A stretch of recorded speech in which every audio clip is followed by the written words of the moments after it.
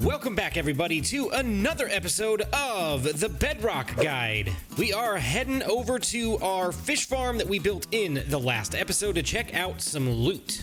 I did a live stream this past weekend, and while we were live streaming, we set our camera account over here just to AFK for a little while to see how much fish we could get in the couple hours that we were streaming, and I'm pretty pleased with the results. If you want to see how this thing was built, be sure to go back and watch the previous episode because there are some pretty detailed instructions about how to build this fish farm. It is an early game fish farm, so you should be able to build it if you are following along with me at this current stage in the game. So let's pop open one of these chests and take a look.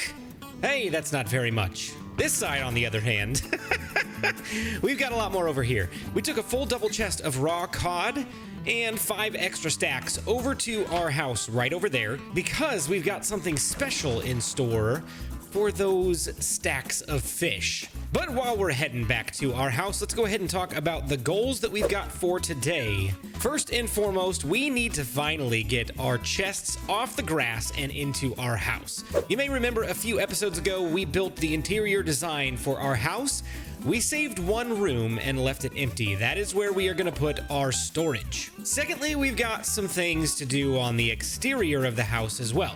The house itself is done, but we need to get a little bit more organized with our terrain and some of the cow pens and things that are sitting outside the house. We're going to try to shape some of that up and get it all squared away. And finally, last but not least, we're going to show you how to use the XP furnace that is exclusive to Bedrock Edition with all of those fish that we gathered from our fish farm. You can see I've got all of these chests just laying on the ground. It's not too much, it's just a few, but there's quite a few things in these, and we want to start getting all of this sorted out into its own individual spots. That way we can know exactly where everything goes. So let me show you the spot that we're going to use for our storage, just in case you happen to miss the episode where we did all of the interior design. This right up here outside of our bedroom is going to be our storage room. Now, I'm going to start with chests on this wall over here and see how many we can get. I'm thinking 1, 2, 3... at the most, 3 high by 1, 2, 3, 4, 5, 6 wide. Because I don't think I want to go all the way to the wall.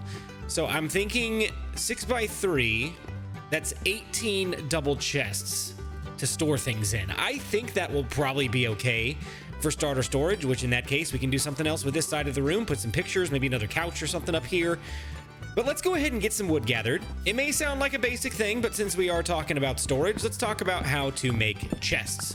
In order to make chests, you need to get logs, and you need to craft those into planks. Once you have 8 planks, you can make 1 single chest. If you have 2 chests, you can combine them once they are placed on the ground into the double chest that you saw over on that side of the house, which a double chest will allow you to store double the amount of items, hence the name, in one single inventory interface. Chests can also be crafted out of any kind of wood possible in the game. So whether you're using oak or it looks like maybe there's some acacia over that direction, there's some birch over here, all of the different wood varieties will allow you to craft chests. Now, there's a huge miss in the game that, in my opinion, should be addressed at some point, is that while you can craft chests with all the varying types of wood, they all look the same. I would really love to see a feature someday come to the game where these chests no longer look like this, but they more resemble the wood that you made them out of. So you'd have an oak chest and a dark oak chest and a spruce chest and an acacia chest. I just think that would look a lot more interesting than the standard orange, but you know what? This is a classic Minecraft thing. It's the way chests have always looked. And you know, it would be kind of weird if they changed them, but I wouldn't mind it. Especially for a build like this, where we've got a whole theme going on. They did add another storage item that did allow for a little bit of variance in the way storage looks, and those would be known as barrels. Barrels cannot be combined into a double barrel, so you're stuck with a single barrel whenever you are using those for storage, which is kind of unfortunate, but it is what it is. It's fine. So for now, we're going to stick with our standard chests for our storage system. So all we're going to do is go in here and craft up a bunch of chests, and we're going to start putting them down on the ground. There are a couple ways that we can do this. One would be to place them flat up against the wall like this, to where they are side by side, front facing. And in that instance, we would only get 3 double chests across in this space. That's fine if this is the look we're going for, but I'm not necessarily going for the look here. I'm going for the efficiency of space. So the nice thing about chests is that they are directional. So what we can do is we can place them down like this and have them facing this direction. So now we've got 1, 2, 3, 4, 5, 6 double chests in this space, allowing us for a lot more storage in a compact area. If you're new to Minecraft, you may not know about the trapped chest. If you take a regular chest and a tripwire hook and combine them, you will get a trapped chest. These operate very similarly to regular chests in that they store items, but the main difference is that when you open them, they produce a redstone signal and can be used in redstone components. Another nice little feature of trap chests is, let's say we were to put a trapped chest on top of this hopper right here, and we unlock the hopper. If we put items in here, they are not going to release into the hopper until we close the chest. So essentially, a trapped chest acts as a lever to lock this inventory space. So when we close the chest, all of those items will start flowing into our hopper had we not just released fish in there. That's for later. We're not supposed to look at that yet. But take my word for it, as soon as this is emptied out, we'll go ahead and do it. There you go. We got items starting to flow through. But again, it's not locked. If we put stuff in there, it's not going to go down into the hopper below until this chest is closed. That is not true of regular chests. If you put a regular chest on top of there, then it's just going to go in regardless of whether it's open or closed. And now you're saying to yourself, those chests look identical. How do you even know which one is which besides the label? If you look very closely, there is a reddish hue around this ring right here, around the latch. On this one, it is just a standard grayish hue. So that's how you can tell the difference. It's very, very subtle. Other than that, they look pretty much the same. And they operate the same. If you put a trapped chest down on the ground next to another one, you're going to get a double trapped chest. Another interesting thing that you can do with storage, if you so choose, we're not going to do this today, but for demonstration purposes, we can go ahead and place down a regular chest and then right next to it a trapped chest, but you would expect it to combine into a double. It is not going to, because regular chests and trapped chests do not combine. So you can alternate every other one and have just a single storage unit. So that when we pop this open, it's just the single chest inventory, and then this one is a double, this one is a double, so on and so forth. There may be an instance where you want to do something like this, but we won't need that for today. We've got all 18 double chests laid out in rows and columns, and it's looking mighty fine except for one thing. If we're going through trying to look for a particular item, it's going to be like, where did I leave my logs? Where are they? I have no idea. So, in order to fix that problem, I've gone into my notes and I've laid out a grid that looks just like this, and I've actually gone ahead and pretty much decided what's going to go in each chest. And in order to tell what's going to go in each chest, we're going to come out here to our temporary storage, and we're going to grab, let's say, a stack of leather and a stack of sticks, and we're going to go ahead and toss them into the crafting table just like this, and that will allow us to craft up 8 item frames. That is not nearly enough. We're going to need a bunch more sticks, which I think we'll have plenty of wood for. So I'm going to craft up 18 of these item frames, and then we'll take them inside. We won't get to this for a while because we do not have villagers yet, but just in case you do in your world, if you trade with an expert level cartographer, you will be able to get item frames from him. And also, something else interesting to note about item frames, in the 1.13 update, they introduced the ability on Bedrock Edition to place item frames on the top and bottom of blocks, just like that, so you can do some pretty interesting things with those, but that's not anything that we're going to be doing today, because each of our double chests are going to have a different set of items in them. We are going to take our item frames, and then we're going to crouch, because if you don't crouch, again, as we talked about in the last episode, you will just open the chest instead of placing it on it, but we're going to go ahead and crouch and place item frames on the face of each of these chests. And that should be pretty good. Then what we're going to do is grab an item or a grouping of items that represents what's in each of these double chests. What we are going to do is place a piece of coal in this item frame by right-clicking directly on the item frame, and it should appear just like that. Now, if you right-click again, you can rotate the item in the item frame. Now, I like to leave it on the default because I think that represents the item most accurately. But something to note about item frames is if you do rotate it like this, depending on where the rotation is in the sequence, it will output a redstone signal equivalent to where it is in the sequence. But again, this is not a redstone device, so items are going in the default state, and then we'll put our iron here, our gold here, our diamonds, lapis, and emeralds are all going in this chest because we won't have a ton of each of those, and it'll be the most rare items going in there. And then we'll go ahead and take redstone, and I think we're going to add redstone components into this chest as well. And then so on and so forth. We'll go ahead and populate all of these things, and I'll explain to you what each of them has in them momentarily. After many episodes of having chests over here, this looks very strange to me. I'm gonna have to get used to that. But let's head on inside and we'll take a look at how everything is organized. I think this should work for a good long while before we would need any kind of expansion over here. But there's what we have. So we already talked about some of the valuable things, except for this one down here. There's a blue piece of dye, and in here we've got flowers and dyes and saplings and things of that nature. So those are going to go in there.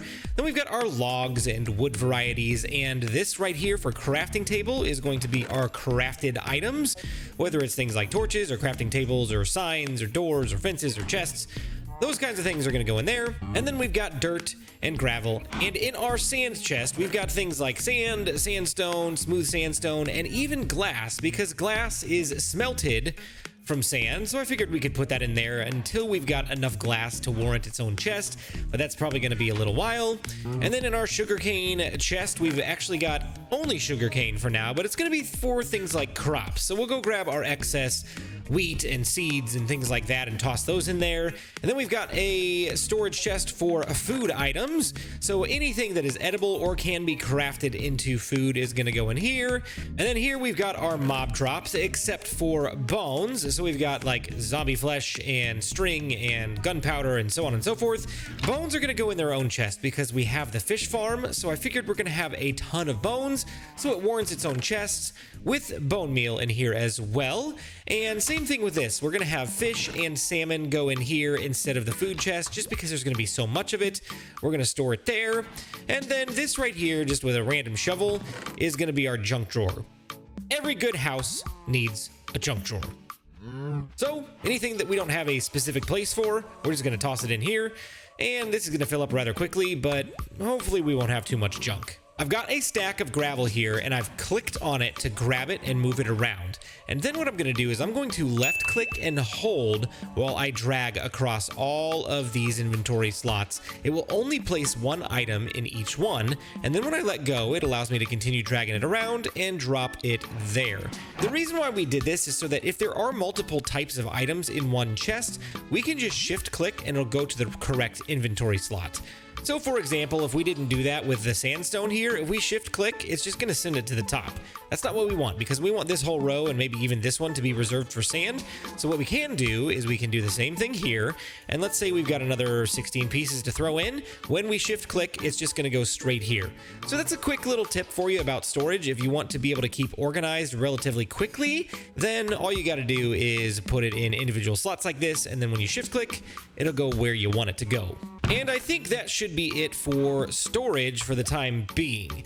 Now, I've got a couple of chests here that we're going to take down to our XP furnace, and I'm just going to go ahead and break this off right here, and I'm going to go ahead and place down a double chest temporarily. This is not going to stay here. This is just to load the thing up to begin with. Now, we talked about this when we built the interior of this house.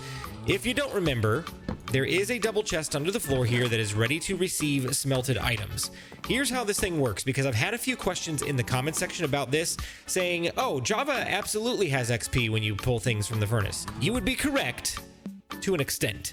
The basic function of getting XP from furnaces is the same on both platforms, with one exception. In Bedrock Edition right now, if you smelt a double chest of items and let it funnel all the way through into the double chest below, you can actually stack it more than just a double chest, but this is going to be enough for us. If you let all of those items smelt down into the double chest below, to the point that the furnace will not drop any items out into the hopper below anymore, you can start picking items out of the furnace one by one. And when you do that, one item will give you the XP from that item and all of the double chests below. When you come back again and you grab another item, it will give you all of that XP again, over and over and over. So after you've picked out maybe 4 or 5 items from the furnace, you're gonna get like 100 levels very, very quickly. There is no other XP system like this. It is a bug. Do not rely on it. It could get ripped out from under us in a matter of one update. So we're going to use it while we can, but just don't rely on it. It could be gone soon. So what we're going to do is take all of this raw cod that we got from our fish farm, and we're going to dump it into this double chest and start smelting it up while we are working on the next part of our video for today. The last thing I want to do in today's video is get this exterior of our house property looking top-notch. What we're going to do is we're going to move these cows again, and the sheep and the pigs into a little bit more of an open range format, and we may thin the herd a little bit because we're not going to need these for a food source very often anymore because we've got that monstrosity over there. Actually, that's not even that big. It's one chunk. Very manageable for early game. But we are going to move these guys out of the way into a little bit more of an open range fashion. I think I'm going to clear the land here just so there's room for these guys to roam around and maybe flatten some of this out. And then I think what we're going to do as well is flatten out a space over here to make a little bit of a pathway to our house so that we're not just coming out straight into a hill. And we're going to chop down all of these trees because I've been using this as like a little miniature tree farm. And we're going to make this place look really, really nice. I'm going to do a lot of this off camera because you've seen me dig before. You've seen me move animals before. If you want to see those things again, go back and watch the previous videos. But I will come back and show you the specifics of how to make the area look nice when it comes to things like roughening up the grass and putting down flowers and doing path blocks and things like that. We'll talk about all of that here in a moment.